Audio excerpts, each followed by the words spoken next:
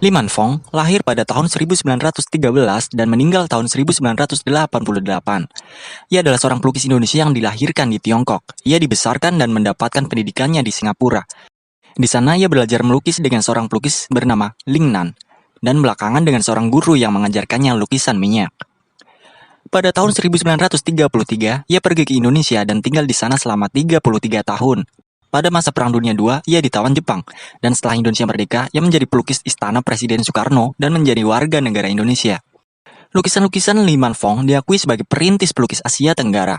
Pada tahun 1964, ia ditunjuk oleh Presiden Soekarno untuk membuat buku yang berjudul Lukisan-lukisan dan Patung dari Koleksi Presiden Soekarno dari Republik Indonesia. Buku ini berisi seluruh karya-karya seni yang dimiliki Presiden Soekarno dan semuanya berjumlah 5 volume. Kumpulan lukisannya diterbitkan dalam buku Li Manfong, Oil Painting, volume 1 dan 2 dan diterbitkan oleh Museum Art Retreat. Buku ini ditulis oleh kritikus seni Indonesia Agus Dermawan T. Sementara seleksi karya dilakukan oleh Sion Tejo. Kedua buku yang keseluruhannya berisi 700 halaman ini berisi 471 lukisan pilihan milik banyak kolektor dari seluruh dunia. Pada tahun 1966, karena kekacauan politik Indonesia, Li Manfong hijrah ke Singapura dan lama menetap di sana, sehingga ia bahkan dianggap sebagai pelukis Singapura. Tahun 1988, ia meninggal di Puncak, Jawa Barat karena sakit. Karyanya yang terkenal antara lain, Kebun di Dalam Rumah, Wanita Jepang dengan Kipas, Anak Perempuan Jawa, Gadis Bali Memintal Benang, Gadis Tibet. Sri Hadi Sudarsono, bernama lengkap Profesor Kanjeng Raden Haryo Tumenggung Sri Hadi Sudarsono Adikusumo, MA, lahir di Surakarta 4 Desember 1931. Ia adalah seorang pelukis Indonesia yang karyanya banyak diburu kolektor dalam dan luar negeri.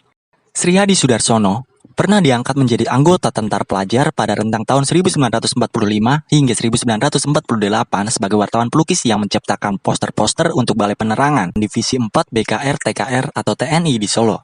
Karir militernya berakhir pada tahun 1948 ketika terjadi rasionalisasi dengan pangkat sersan mayor, lalu ia bersekolah lagi di SMA 2 Surakarta. Pada periode 1947 sampai 1952, ia bergabung dalam Seniman Indonesia Muda di Solo dan Yogyakarta. Ia juga aktif dalam pembentukan Himpunan Budaya Surakarta di Solo. Ia aktif mengikuti pameran-pameran seni rupa di Solo dan Yogyakarta. Pada tahun 1952, ia mulai memasuki pendidikan seni di Balai Pendidikan Universitar Guru Gambar Fakultas Teknik Universitas Indonesia Bandung, sekarang Fakultas Seni Rupa Institut Teknologi Bandung. Pada tahun 1955, ia juga membuat logo Keluarga Mahasiswa Seni Rupa KMSR. Logo berbentuk sebuah palet dengan kata-kata Seni Rupa Bandung dengan lambang Universitas Indonesia. Baru setelah Maret 1959, bentuk Ganesha menggantikan logo UI di palet tersebut. Pada tahun 1960, Sri Hadi mendapatkan beasiswa dari ICA untuk belajar di Amerika Serikat untuk melanjutkan kuliah di Ohio State University. Hingga ia mendapat gelar Master of Art pada tahun 1962. Selain sebagai pelukis, ia juga mengajar sebagai dosen di Institut Teknologi Bandung dan Institut Kesenian Jakarta. Karya Sri Hadi Sudarsono memiliki proses yang panjang dan berkelanjutan. Karya awal sangat dipengaruhi hasil pendidikan, yaitu geometri sintetik. Pada tahun 1960, mulailah ia menuju eksperimentasi pada bentuk abstrak lewat tempelan potongan kertas dan spontanitas warna. Memasuki 1970, cenderung impresionis lewat cat air dan ekspresionis lewat cat minyak dan sering memasukkan unsur simbolis dalam lukisannya. Terakhir karyanya muncul dalam bentuk simplifikasi dengan garis horizon yang kuat. Selain juga lukisan figur-figur puitis yang terinspirasi ajaran Zen. Karyanya yang terkenal adalah Doa Dalam Penantian,